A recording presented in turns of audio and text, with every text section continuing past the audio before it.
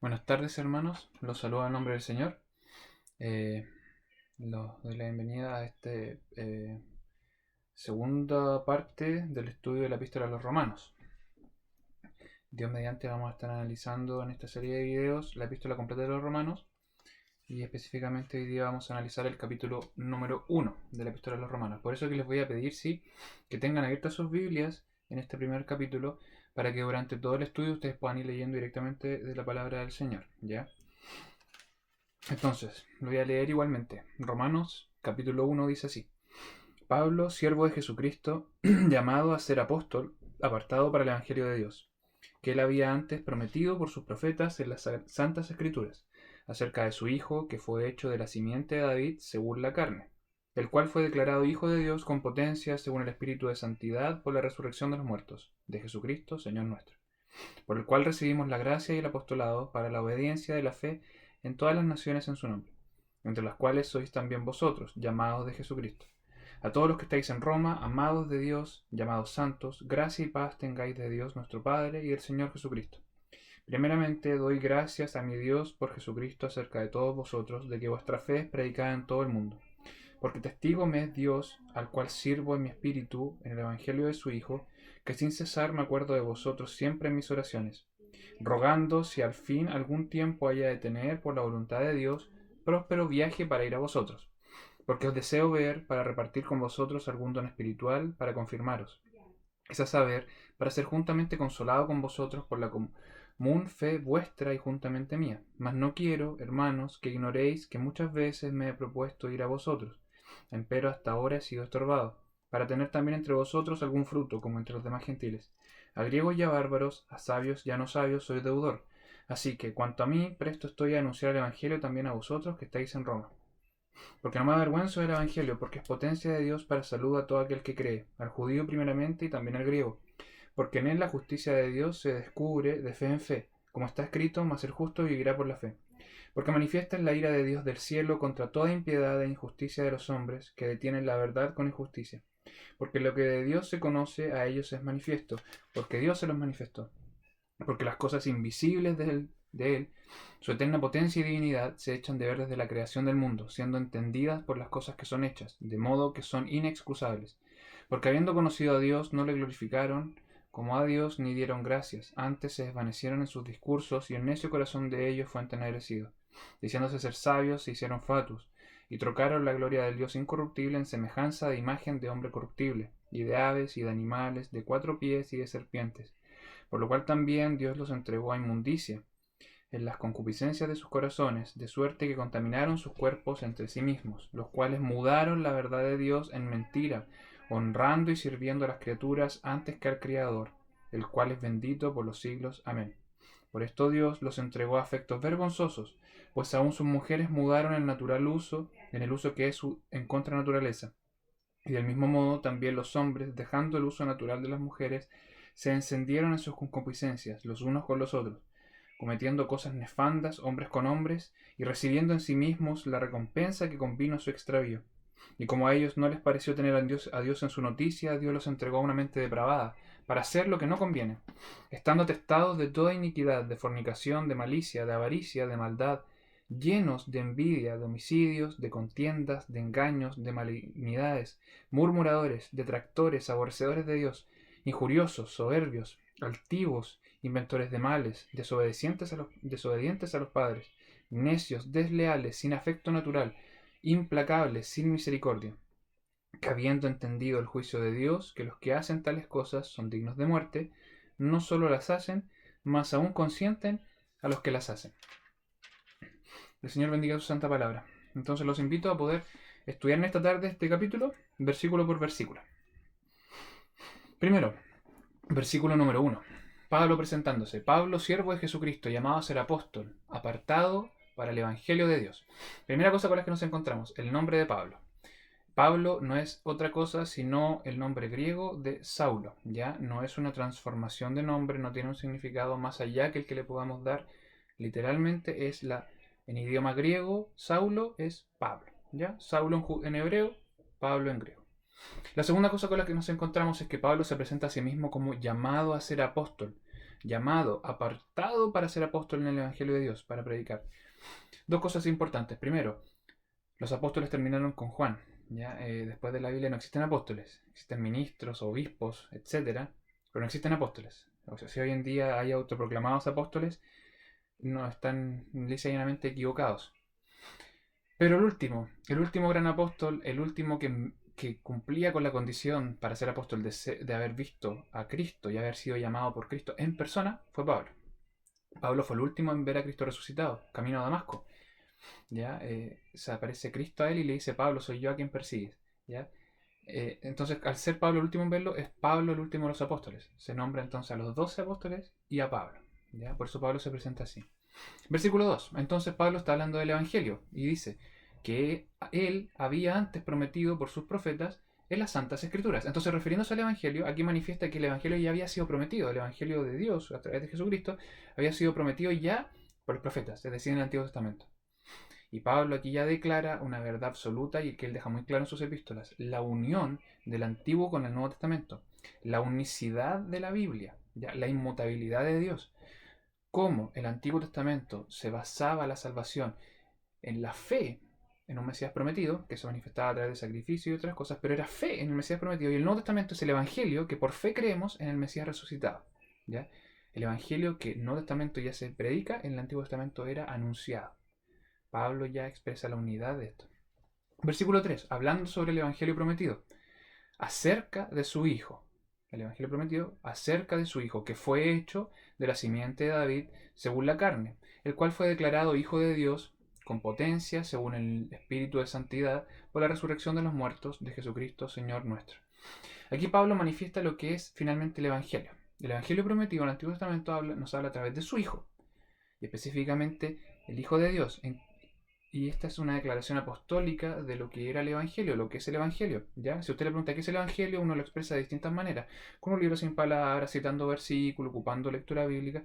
Esta es una declaración absoluta, un resumen sintético hermoso de lo que es el Evangelio.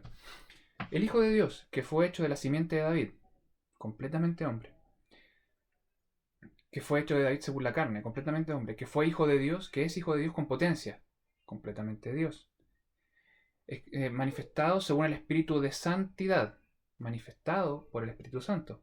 Y por último, que resucitó de los muertos. Ese es Jesucristo, ese es el Evangelio, ¿ya? Completamente hombre, completamente Dios, manifestado por el Espíritu Santo y resucitado entre los muertos.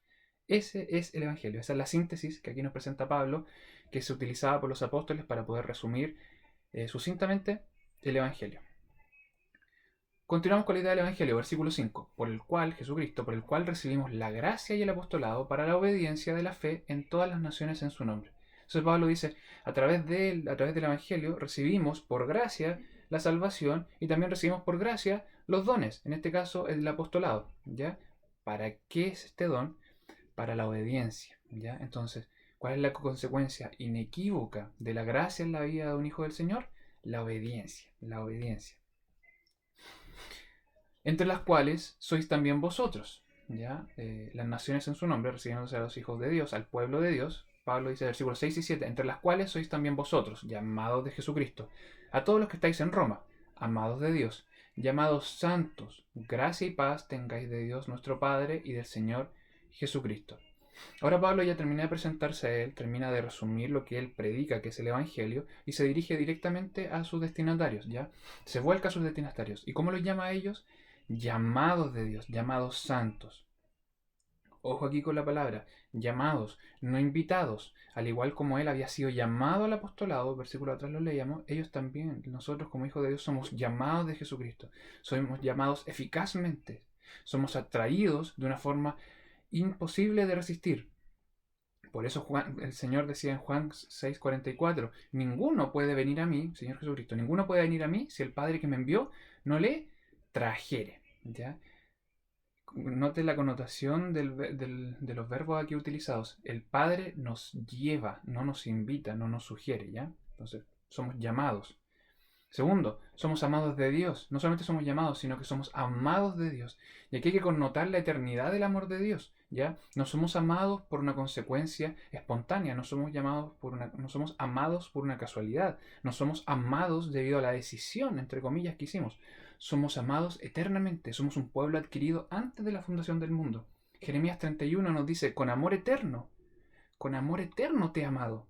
Por eso, pese a tu pecado, por eso, pese a tu transgresión, te soporté con misericordia, porque con amor eterno el Señor nos ha amado, ¿ya?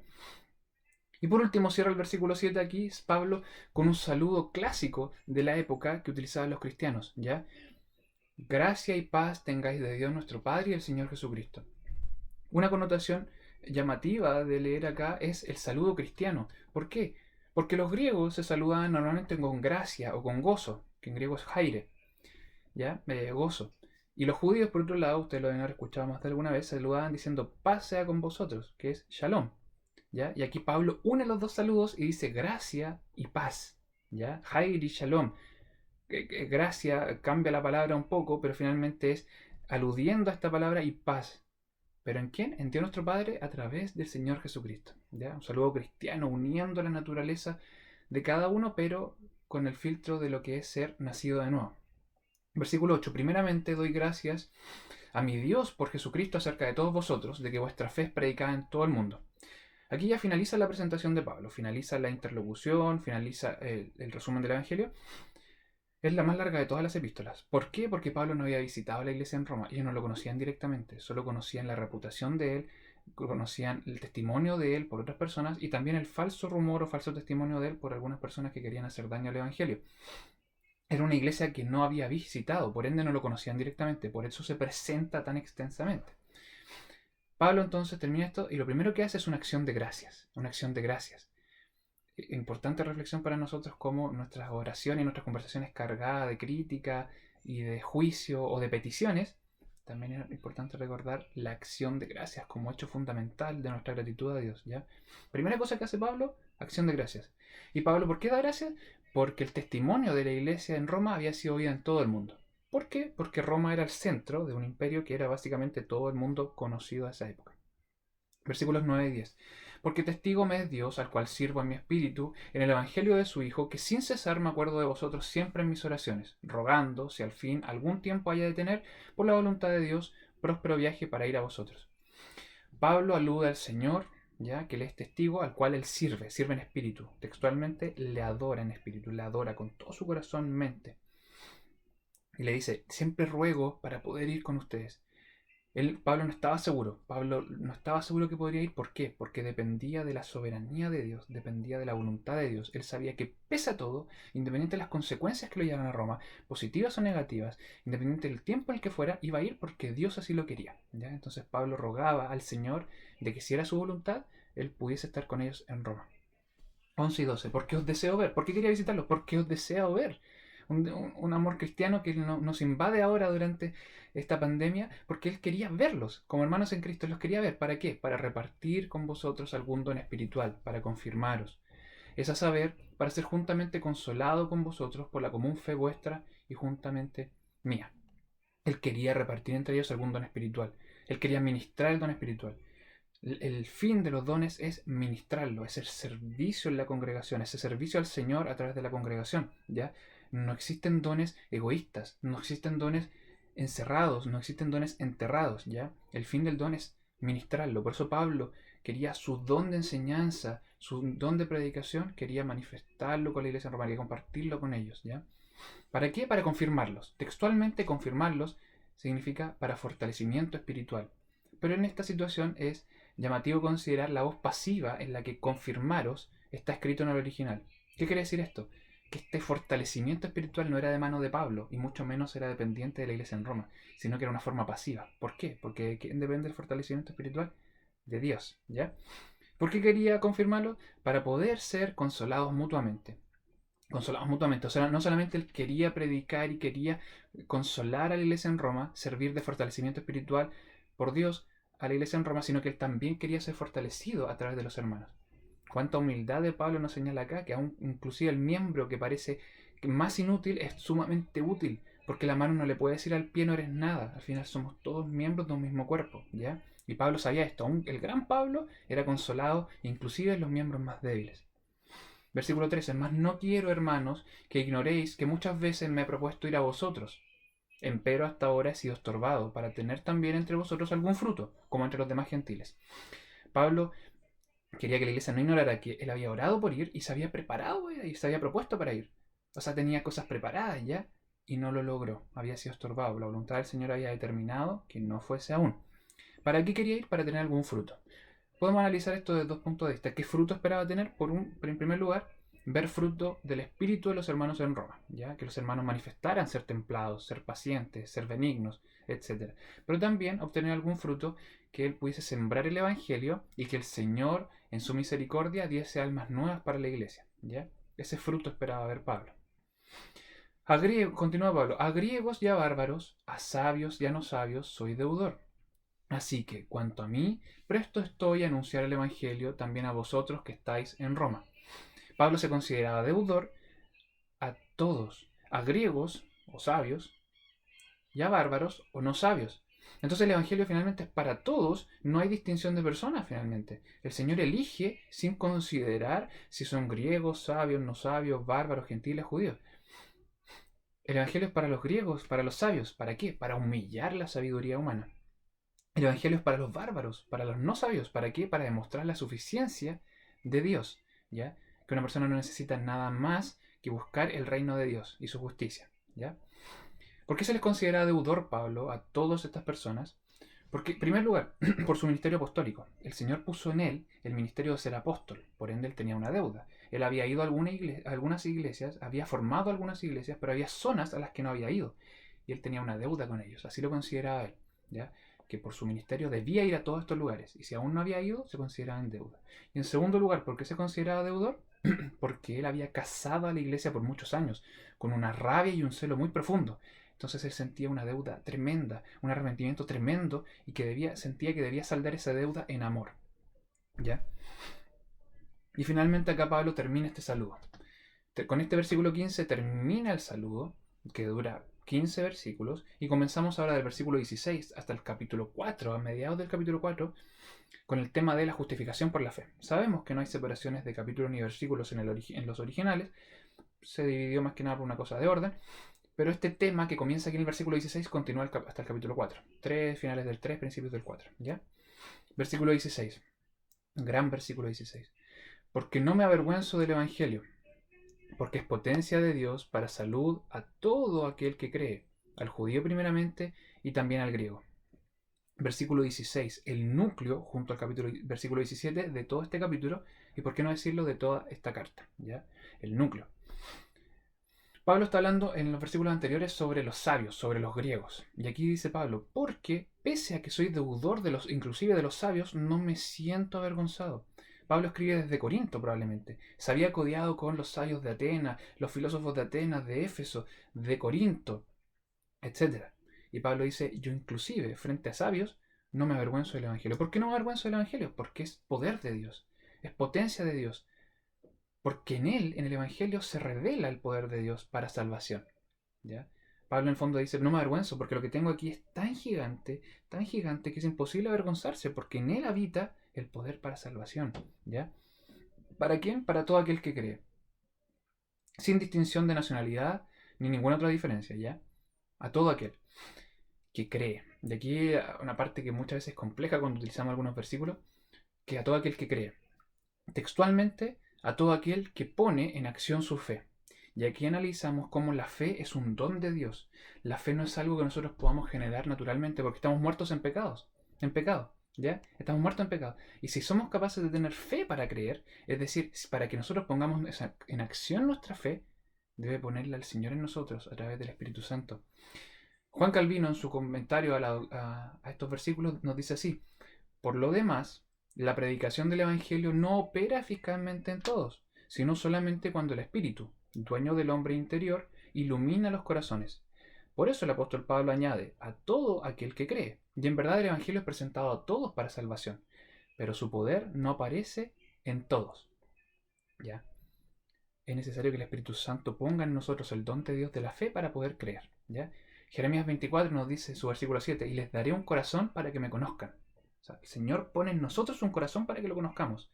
Que yo soy Jehová, y me serán por pueblo, y yo les seré a ellos por Dios, porque se volverán a mí de todo su corazón. Entonces, a todo aquel que pone en acción su fe, ¿ya?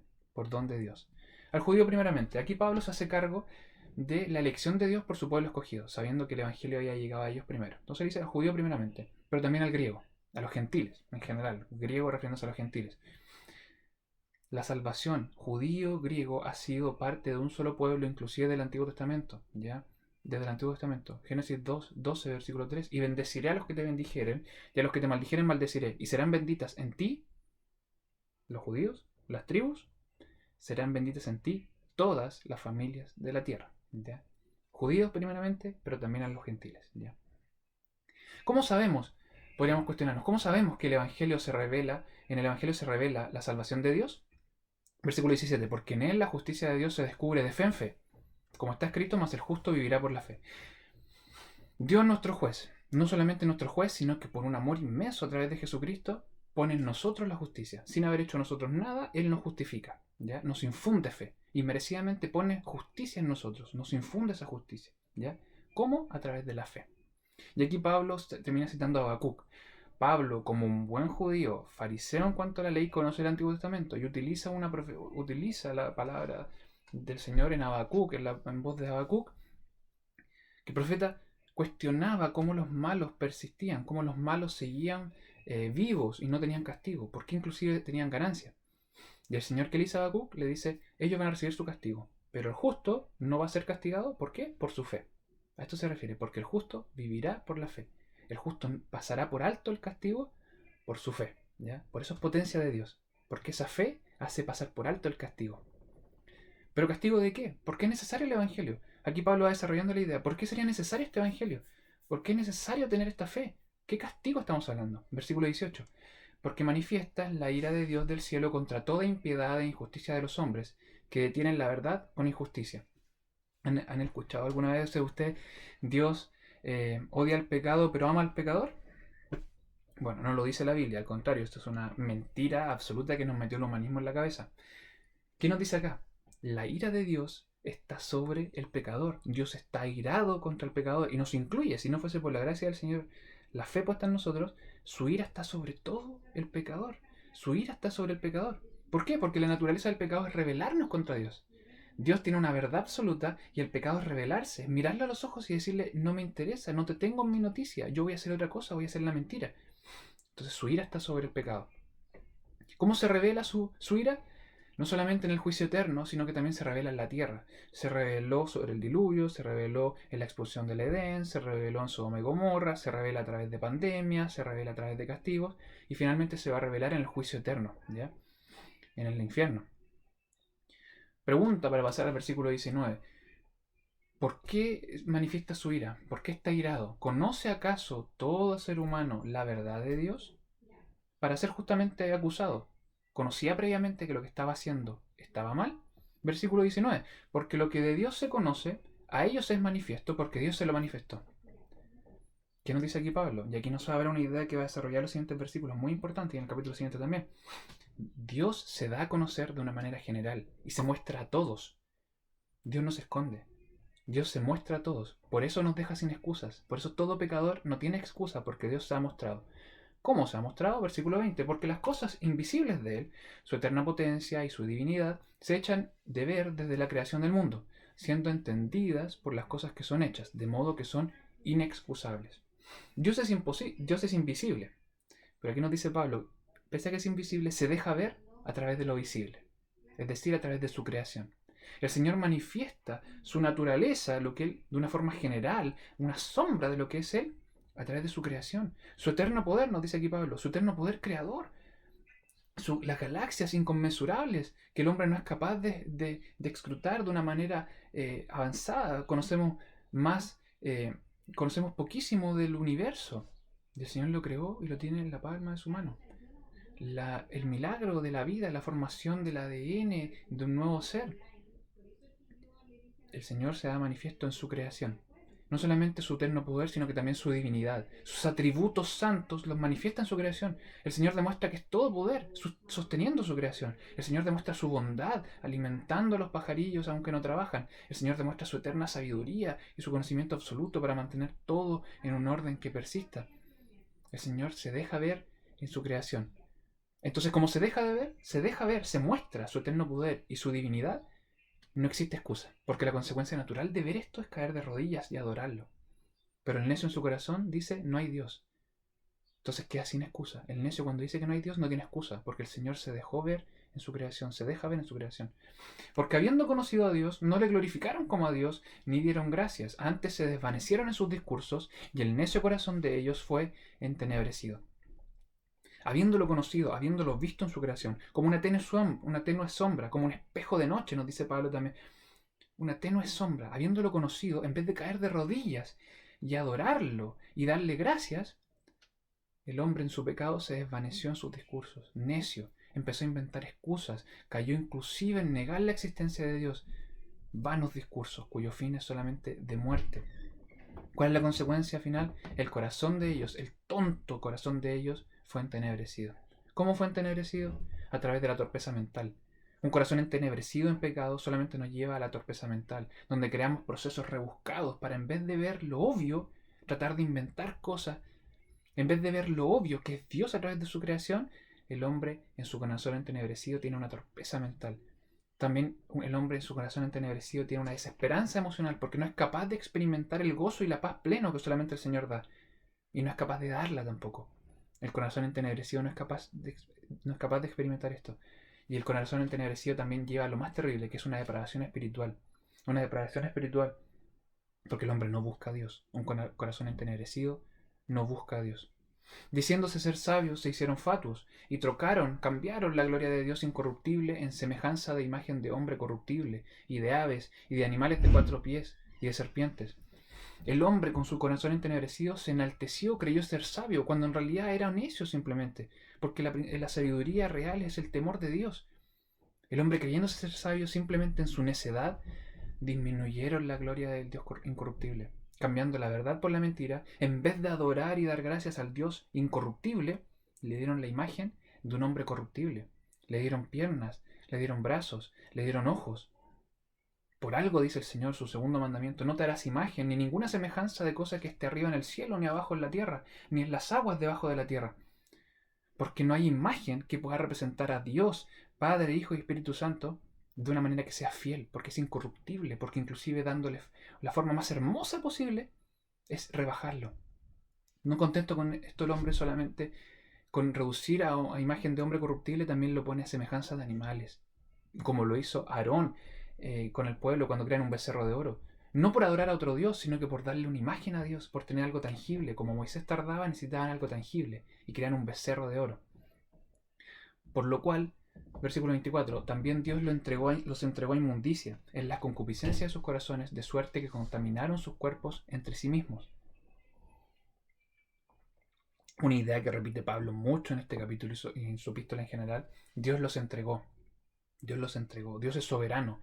¿Ya? Dios no se sorprende. Dios no es arbitrario. Dios tiene en control todo. Dios es soberano. Dios soberano sobre todo. Por eso Dios los entregó activamente. Les pregunto yo, ¿escapa algo a la voluntad de Dios? Lo llevo más allá de la pregunta. ¿Satanás actúa contra la voluntad de Dios? ¿Satanás acaso puede actuar en contra de la voluntad de Dios? El Señor es soberano de todo. El Señor es soberano de todo. Aun cuando el Señor no peca, no puede pecar y no tienta, lo dice el Señor en su palabra, el pecado está en el corazón del hombre. La raíz de nuestros males está en nuestro corazón. Pero Dios decreta de forma activa, utilizando inclusive a Satanás, activamente las consecuencias del pecado, para que la consiguiente ruina de nuestro pecado nos llegue, que finalmente será consumada en el infierno. Esta idea un tanto compleja, Pablo lo desarrolla mejor en Romanos 9. Los cuales mudaron la verdad de Dios en mentira, honrando y sirviendo a las criaturas antes que al Criador, el cual es bendito por los siglos. Amén. Cambiaron a Dios por el hombre, le dieron una imagen, cambiaron la verdad por la mentira. Dios, la suprema verdad. ¿Y cuál es la mentira? Adoraron a la creación, a las criaturas, antes que al Creador. Por esto Dios los entregó a afectos vergonzosos, pues aún sus mujeres mudaron el natural uso en el uso que es contra naturaleza. Y del mismo modo también los hombres, dejando el uso natural de las mujeres, se encendieron en sus concupiscencias, los unos con los otros, cometiendo cosas nefandas, hombres con hombres, y recibiendo en sí mismos la recompensa que convino a su extravío. Este corazón entenebrecido, este corazón que cambia la verdad por la mentira, este corazón pecador, conllevó a que el Señor entregara al hombre a afectos vergonzosos, a que la consecuencia de este corazón entenebrecido se desatara. Dios determinó el pecado del hombre tuviese rienda suelta en él. ¿Y a qué conllevó este pecado responsable en nosotros? ¿A qué? A afectos vergonzosos, a inmundicia, al pecado sexual. Y específicamente aquí Pablo se refiere, aunque no excluyente, a la homosexualidad. Dios los entregó. Él endurece sus corazones para que no vean el mal en sus actos, sino que permanezcan en ese pecado. Afectos vergonzosos. Él lo entrega al Señor a ver afectos vergonzosos como consecuencia del pecado en sus corazones, el corazón entenebrecido. Afectos vergonzosos. Lo que leímos nosotros la mayoría de las veces, fornicación, palabra griega porneia, que significa literalmente inmoralidad, desvío sexual. Aquí se refiere de forma específica a la homosexualidad, pero podemos encontrar lesbianismo, bestialismo, pedofilia, fornicación previa al matrimonio, adulterio, etcétera, etcétera. ¿Ya? Los afectos vergonzosos. Cómo el Señor aquí establece el paralelo, a cómo aquí Pablo utiliza este paréntesis para referirse a cómo el hombre ha cambiado la verdad por la mentira, cómo el hombre ha cambiado a Dios por los ídolos, cómo el hombre ha cambiado la imagen del sexo en el matrimonio santo instituido por el Señor por el sexo fuera de él, hombres con hombres y mujeres con mujeres, pecado delante del Señor. ¿Cuál fue la consecuencia de esto? La recompensa que convino a su extravío. Sus afectos vergonzosos lo llevan a una recompensa que conviene a su extravío. Consecuencias emocionales y físicas. Pablo le habla a los corintios, una iglesia afectada por el pecado sexual. Les dice, huyan de la fornicación. Cualquier otro pecado que el hombre hiciere fuera del cuerpo es. Mas el que fornica contra su propio cuerpo es. Contra su propio cuerpo peca. Los pecados son muchos que ofenden al Señor, pero de forma especial el pecado sexual, la homosexualidad, entre otros, afecta directamente al cuerpo. Por eso Pablo hace una mención especial sobre esto. No es que sea un pecado más grave aún, pero es un pecado aún más tonto de cometerlo porque afecta a nuestra propia mente, nuestro propio corazón y nuestro propio cuerpo. Y como a ellos no les pareció tener a Dios en su noticia, Dios los entregó a una mente depravada para hacer lo que no conviene. Estimaron mejor no tener en cuenta a Dios. Tú, Señor, instituiste la relación entre un hombre y una mujer en el matrimonio, no te tenemos en cuenta. Pese a ver su poder y divinidad en la creación, el hombre no lo tuvo en cuenta. Dios los entregó a una mente depravada. Y una mente depravada, consecuentemente, genera cosas que no convienen. Toda actitud o disposición del corazón, tarde o temprano, trae consecuencias. Estando atestados, versículos 29 al 31, 32, estando atestados de toda iniquidad, de fornicación, de malicias, de avaricia, de maldad, llenos de envidia, de homicidios, de contiendas, de peleas, de engaños, de pelambre, de malignidades, murmuradores, peladores, detractores, mentirosos, aborrecedores de Dios, injuriosos, soberbios, altivos, inventores de males, desobedientes a los padres, necios, desleales, sin afecto natural, implacables, sin misericordia. El Señor entonces, este corazón entenebrecido conllevó a que el Señor entregara afectos vergonzosos, a cosas que no convienen. Y en esta lista Pablo añade pecados a la lista anterior que ejemplificaba el pecado sexual. ¿Ya? De una forma especial desarrolla el pecado sexual, pero aquí añade una serie de pecados más que no son sino otra cosa que haber cambiado la verdad de Dios en mentira. ¿Por qué hace esto Pablo? Para no caer en el moralismo, no apuntar siendo pelador, apuntar al homosexual, para no apuntar siendo injurioso y soberbio, apuntar a la lesbiana, para no caer en mi desobediencia a los padres, sin afecto natural, implacable, sin misericordia, apuntar al pecado sexual. Es pecado, son cosas que no convienen. Es una rebelión contra Dios porque cambia su imagen perfecta, su mandato perfecto. Cuando nosotros pecamos no tenemos a Dios en nuestras noticias. Pecado sexual, mentiras, soberbias. Es pecado ante el Señor. Versículo 32. Que habiendo entendido el juicio de Dios, que los que hacen tales cosas son dignos de muerte, no solo las hacen, mas aún consienten a los que las hacen. Los que cometen estos pecados, pecados sexuales y el desarrollo de estos 3 versículos anteriores, no pueden ser considerados inocentes, porque conocen la manifestación del Señor, de Dios en su creación. Cuanto más porque tienen en sus corazones la ley. Tienen en sus corazones como el Señor ha infundido ley en sus corazones. Romanos, en el siguiente capítulo lo vamos a leer, versículo 15, mostrando la obra de la ley escrita en sus corazones, dando testimonio juntamente sus conciencias y acusándole. Porque el ser humano igual tiene cargo de conciencia. Y aun cuando cometa algo, y aun cuando tiene que utilizar la conciencia, eventualmente siente un remordimiento porque tiene la ley, una sombra de la ley en sus corazones. Por lo cual no tienen excusas. Porque entienden que el juicio de Dios está sobre los que hacen tales cosas. Comprenden de que esto está mal. No solamente cometen estos pecados, sino que consienten los que las hacen. Y aquí Pablo finaliza este espacio dentro del discurso explicando la culpabilidad que tiene una persona. En primer lugar, que peca, pero por cargo de conciencia se arrepiente. Que le miente a su esposa, que le es infiel a su esposa, pero por cargo de conciencia se arrepiente. En segundo lugar, el que peca, pero continúa en su pecado. El ladrón que está acostumbrado a robar, pero aún así continúa y se excusa y sigue haciéndolo. Y en tercer lugar, y más grave, el que peca, que continúa pecando, pero también incentiva a otros. Que aun cuando piense que ese pecado no lo querría cometer, sí consiente a los que lo hacen. En vez de juzgar a través del Señor y decir eso es un pecado, consciente, lo justifica. ¿Ya? Esto es el capítulo 1, primer capítulo de Pablo. Comprendo la densidad, comprendo la rapidez, pero la idea es que también ustedes en sus casas puedan ir leyéndolo, puedan ir estudiándolo en oración, siempre con mucha humildad delante del Señor. Y si Dios así lo quiere, la próxima semana ya podremos estudiar el capítulo 2 de la Epístola a los Romanos. Que el Señor les bendiga.